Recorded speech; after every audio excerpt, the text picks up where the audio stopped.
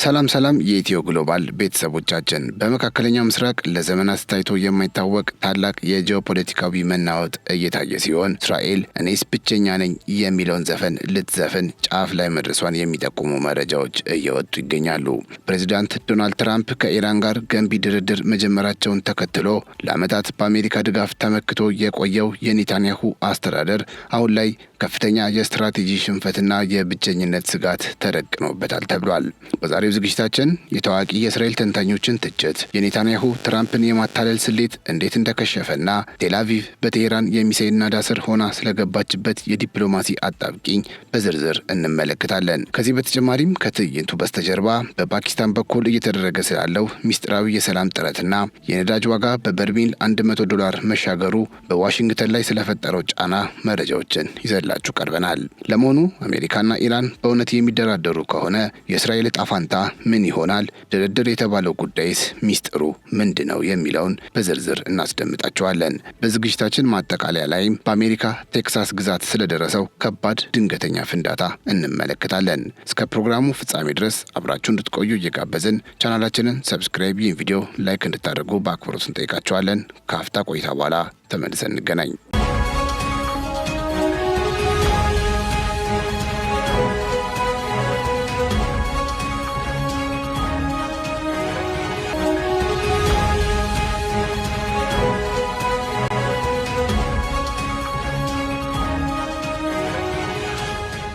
በመካከለኛው ምስራቅ ለሳምንታት የቀጠለው መጠነ ሰፊ ውጥረት አሁን ላይ ወደማይታመን የዲፕሎማሲ ምዕራፍ ተሸጋግሯል። ይህም የዓለምን ትኩረት በከፍተኛ ሁኔታ ስቦ ይገኛል። ፕሬዚዳንት ዶናልድ ትራምፕ ከኢራን ጋር ውጤታማ ድርድር ጀምረናል በማለት የሰጡት መግለጫ ለዓመታት በአሜሪካ ድጋፍ ላይ ተመስርታ ወታደራዊ እርምጃ ስትወስድ ለነበረችው እስራኤል ትልቅ ድንጋጤ ሆኖባታል። የዋይት ሀውስ ባለስልጣናት አሜሪካን ከማያባራ የጦርነት አረንቋ ለማውጣት የዲፕሎማሲውን መንገድ መምረጣቸው በቀጠናው የነበረውን የኃይል ሚዛን በአንድ ጀንበር እንዲቀየር አድርጎታል። ይህ ድንገተኛ የፖሊሲ ለውጥ እስራኤልን በብቸኝነት ለከፋ ወታደራዊ አደጋ ሊያጋልጣት እንደሚችል በርካታ የእስራኤል የፖለቲካ ተንታኞች ስጋታቸውን እየገለጹ ይገኛል። በእስራኤል ፖለቲካ ውስጥ አሁን ላይ በጠቅላይ ሚኒስትር ቤንያሚን ኔታንያሁ ላይ የሚሰነዘረው ትችት ከቁጥጥር ውጪ እየሆነ መጥቷል። በተለይም የኔታንያሁ ስሌት ስህተት እንደነበር ይነገራል። እንደ አሎን ፒንካንስ ያሉ ታዋቂ የእስራኤል ተንታኞች እንደሚሉት ኔታንያሁ ፕሬዚዳንት ትራምፕን አታለዋቸዋል የሚል ጠንከር ያለ ውንጀላ በይፋ እያቀረቡ ይገኛል። ኔታንያሁ ለትራምፕ የገቡት ቃል ኪዳን የኢራን መንግስት በጥቂት ቀናት ጥቃት እንደሚፈራርስና ድሉ የቀለለ እንደሚሆን ቢሆንም በተግባር ግን የታየው ከዚህ በተቃራኒ ሆኗል። የኔታንያሁ ስህተት አሜሪካን ወደ ድርድር እንድታዘነብል ማድረጉ ለእስራኤል ከፍተኛ የፖለቲካና የወታደራዊ ሽንፈት ተደርጎ እየተቆጠረ ይገኛል። የእስራኤል የደህንነት ተንታኞች እንደሚጠቁሙት የኔታንያሁ ስሌት የተመሰረተው በአሜሪካ ከፍተኛ ድጋፍ የታጀበ ጥቃት የቴህራንን ወታደራዊ መዋቅር በአጭር ጊዜ ውስጥ ሽባ ያደርጋል በሚል ነበር። ይህ እቅድ ትራምፕን ወደ ጦርነቱ ቀጠና ለማስገባት እንደ ዋነኛ ማባቢያ ጥቅም ላይ የዋለ ቢሆንም በሜዳ ላይ ያለው እውነታ ግን ኔታንያሁ ከሳሉት ስዕል ፈጽሞ የተለየ ሆኗል። የኢራን መንግስት በአጭር ጊዜ ውስጥ ይንኮታኮታል ተብሎ ቢጠበቅም ሀገሪቱ ያላትን የሚሳኤል አቅም በመጠቀም የደረሰባትን ድብደባ ተቋቁማ ወደ መጠነ ሰፊ አጸፋዊ እርምጃ መሸጋገር መቻሏ ታውቋል።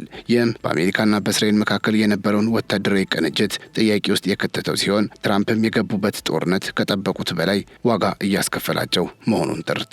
ከዋሽንግተን የሚወጡ መረጃዎች እንደሚያመለክቱት ትራምፕ አሁን ላይ ከእስራኤል ወታደራዊ ፍላጎት ይልቅ ለዲፕሎማሲያዊ መፍትሄ ቅድሚያ መስጠትን ምርጫቸው አድርገዋል። በግብጽ በኦማን እና በፓኪስታን በኩል የሚደረጉ የሚስጥር ንግግሮች አሁን ወደ ይፋዊ መድረክ እየመጡ መሆናቸው በስፋት እየተዘገበ ይገኛል። ፓኪስታን የሁለቱን ሀገራት ድርድር ለማስተናገድ ያቀረበችው ግብዣ ተቀባይነት ሊያገኝ እንደሚችል እየተነገረ ሲሆን የአሜሪካው ምክትል ፕሬዚዳንት ጄዲ ቫንስ ወደ ኢስላማባድ ሊያመሩ እንደሚችሉ ፍንጮች አሉ። ይህ እርምጃ አሜሪካ ከእስራኤል የጦርነት ፍላጎት ይልቅ የራሷን የኢኮኖሚና የጂኦፖለቲካ ደህንነት ለማስጠበቅ መወሰኗን በግልጽ የሚያሳይ ክስተት ሆኗል። እርግጥ በዋሽንግተንና በቴህራን መካከል እየተካሄደ ነው ስለተባለው ንግግር እስካሁን ድረስ እርስ በርሱ የሚጋጭ መረጃ እየወጣ ሲሆን ሁኔታውን እርግጠኝነት የሌለውና ሚስጥራዊ አድርጎታል። ፕሬዚዳንት ትራምፕ ሰኞ ዕለት አገራቱ ገንቢ ውይይት ማድረጋቸውን ቢገልጹም የኢራን ባለስልጣናት ግን ምንም አይነት ንግግር አለመጀመሩን በመግለጽ ጉዳዩን በይፋ እያስተባበሉት ይገኛሉ።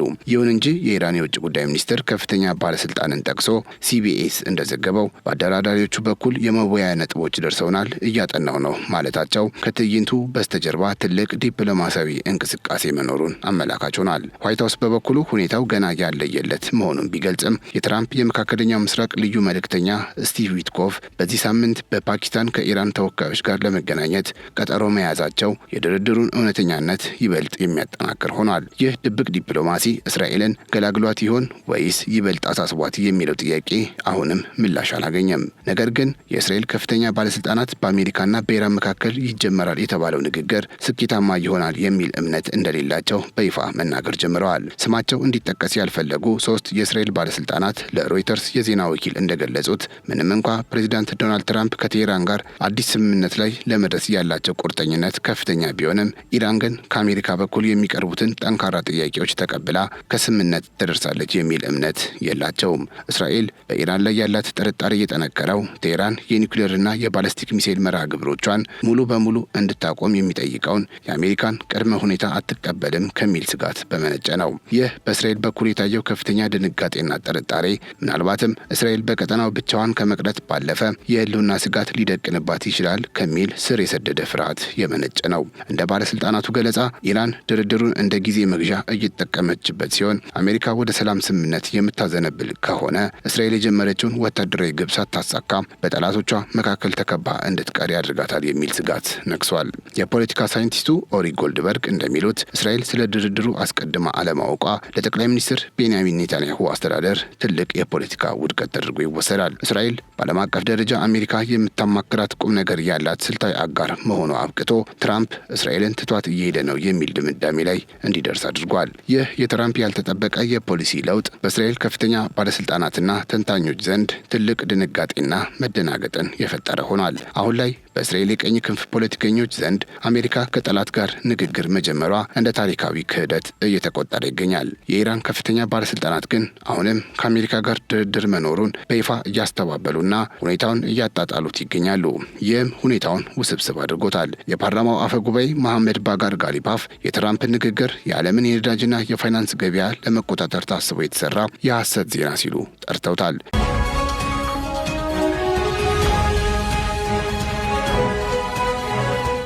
የኢራን አብዮታዊ ዘብ በበኩሉ ይህንን ድርድር የሚለውን ሀሳብ እንደ ስነ ልቦና ጦርነትና የማታለል ስልት እንደሚመለከተው በመግለጽ በአሜሪካ ጥቅሞች ላይ ጥቃት እንደሚሰነዝር ዝቷል። ይሁን እንጂ ምንጮች እንደሚጠቁሙት ቴህራን ድርድር የለም የምትለው ለውስጥ ፕሮፓጋንዳ እንጂ ከትዕይንቱ በስተጀርባ ንግግሮች መኖራቸው ነው። ሌላኛው ተንታኝ ኒምሮድ ፍላሽንበርግ እንደሚለው ደግሞ ኔታንያሁ ምናልባትም የኢራን መንግስት ይገለበጣል የሚል እውነተኛ እምነት ኖሮት አያውቅም። ይልቁንም ዓላማው አሜሪካን በቀጠናው አጣብቆ ማስቀረት ነበር። አሁን ግን የትራምፕ የማይገመት የባህሪ ለውጥ ኔታንያሁ የገነቡትን የስትራቴጂ ግንብ እያፈራረሰው ሲሆን እስራኤል በዋናው የኢራን ጉዳይ ላይ ተሰሚነቷ እየደበዘዘ መጥቷል። ፍላሽንበርግ እንደሚለው እስራኤል አሁን ለዲፕሎማሲ የምትመረጥ ሀገር መሆኗ አብቅቷል። በመሆኑም በዚህ የድርድር ሂደት ውስጥ ቦታ እንደማይኖራት ይገመታል ብሏል። ይህ ሁኔታ በእስራኤል የፖለቲካ ልሂቃን ዘንድ በዲፕሎማሲ ጠረጴዛ ላይ ድምፅ አልባ መሆን የሚል ስጋት እንዲፈጠር ሆኗል። ከዚሁ ጋር ተያይዞ የሆርሙዝ የባህር ወሽመጥ በኢራን መዘጋትና የዓለም ነዳጅ ዋጋ መናር ትራምፕን ወደ ድርድር ጠረጴዛው እንዲመጡ ካስገደዷቸው ዋና ዋና ምክንያቶች አንዱ እንደሆነ ይታመናል። ኢራን የዓለምን የኢነርጂ መስመር በማነቆ መያዟ የአሜሪካን ኢኮኖሚ ክፉኛ እየፈተነው በመሆኑ ዋሽንግተን በኃይል ሳይሆን በንግግር ለመሸነፍ መገደዷን ተንታኞች ይገልጻሉ። ይህ የኢኮኖሚ ጫና ትራምፕ የኢራንን የኃይል ማመንጫዎች ለመምታት የነበራቸውን እቅድ ለ5 ቀናት እንዲያራዝሙና የዲፕሎማሲ አማራጭ እንዲያቀርቡ ገፍቷቸዋል። ኔታንያሁ ጦርነቱ እንዲቀጥል ቢፈልጉም ትራምፕ ግን የአሜሪካን ቀዳሚ ጥቅም ለማስጠበቅ ሲሉ ፊታቸውን ወደ ቴሄራን አዙረዋል። ነገር ግን ኔታንያሁ አሁንም ቢሆን ወታደራዊ ስኬቶችን በመጥቀስና ጥቅማችን ይከበራል በማለት ህዝባቸውንና ፖለቲከኞችን ለማረጋጋት ከፍተኛ ጥረት እያደረጉ እንደሚገኙ መረጃዎች ያሳያሉ።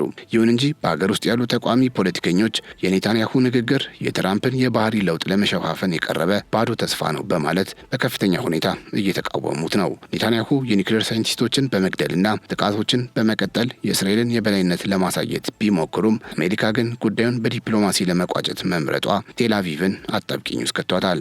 ይህ በአጋሮቹ መካከል የታየው የስምምነት ማጣት እስራኤል በቀጠናው ለብቻዋ እንድትቀር የማድረግ እድሉ ሰፊ መሆኑ ይነገራል። በዲፕሎማሲው ጠረጴዛ ላይ እንዲህ ያለ መነቃቃትና ሽርጉድ ቢታየም በምድር ላይ ያለው ውጊያ ግን ይበልጥ እየተፋፋመና አስፈሪ መልክ እየያዘ መጥቷል። ኢራን በትናንትናው ሌሊት ብቻ በርካታ የረጅም ርቀት ሚሳኤሎችን ወደ እስራኤል ያስወነጨፈች ሲሆን በቴልአቪቭና በደቡባዊ እስራኤል በሚገኙ የመኖሪያ ህንፃዎች ላይ ከፍተኛ ጉዳት አድርሷል።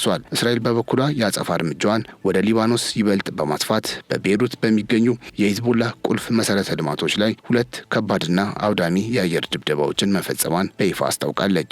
ይህ በአንድ እጅ የሰላም ጥሪ፣ በሌላ እጅ ደግሞ የጦር መሳሪያ የጨበጠ የሚመስለው አካሄድ ድርድሩ እውነተኛና ዘላቂ መፍትሄ ለማምጣት የታለመ ይሁን ወይም ለቀጣዩ ትልቅ ጦርነት ስልታዊ ዝግጅት ለማድረግ የሚጠቅም ጊዜ መግዣ ስልት እስካሁን ግልጽ ሊሆን አልቻለም። ሁኔታው አሁንም በከፍተኛ ፍጥነትና ለመገመት በሚያስቸግር ሁኔታ እየተቀያየረ ሲሆን የፕሬዝዳንት ትራምፕ የ5 ቀናት የጥቃት ገነ ገደብ ማብቂያ ቀጠናው ወደ ሰላም ወይስ ወደ ማያባራ የጦርነት አረንቋ ይገባል የሚለውን የሁለቱን ሀገራት ዕጣ ፈንታ የሚወስን ይሆናል። በአጠቃላይ አሜሪካ ከእስራኤል ጎን ቆማ ጦርነት ውስጥ ከመግባት ይልቅ ከኢራን ጋር የጥቅም ስምምነት ለማድረግ መምረጧ የቀጠናውን ጂኦፖለቲካዊ ሚዛን እየቀየረው እንደሚገኝ ይነገራል። ጦርነቱ በድል ሳይሆን በውጥረት በተሞላ ስምምነት ሊቋጭ የሚችልበት እድል የሰፋ ሲሆን እስራኤል ግን በዚህ ሂደት ውስጥ ድምፅ አልባ ተመልካች ሆና የመቅረት አደጋ ተጋርጦባታል ተብሏል። የቀጠናው የበላይነትም ከእስራኤል እጅ ወጥቶ ወደ አዲስ የዲፕሎማሲያዊ ሚዛን እየተሸጋገረ መሆኑን አሁን ያለው ሁኔታ ቁልጭ አድርጎ ያሳያል። በቀጣዮቹ ቀናት የሚደረጉት የፓኪስታን ድርድር ሙከራዎች ጦርነቱ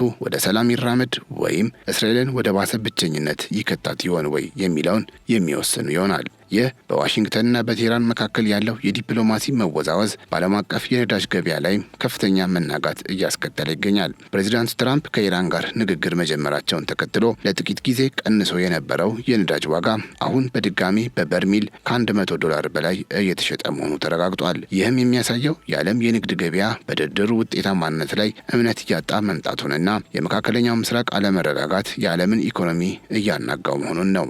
አሜሪካ በድርድሩ ወቅት በኢራን የኒውክሌርና የባለስቲክ ሚሳኤል መርሃ ግብሮች ላይ የማይታለፉ ጠንካራ እቀባዎች እንዲደረጉ የምትፈልግ ሲሆን ፓኪስታን ደግሞ ይህንን ወሳኝ የሁለቱን ሀገራት ግንኙነት ለማስተናገድና ለማስታረቅ ዝግጁ መሆኗን በይፋ አረጋግጣለች። ሆኖም ግን የኢራን ይፋዊ ማስተባበያና የእስራኤል ከፍተኛ ጥርጣሬ የፓኪስታኑን የሰላም ጥረት በከፍተኛ ጥያቄ ምልክት ውስጥ እንዲወድቅ አድርጎታል።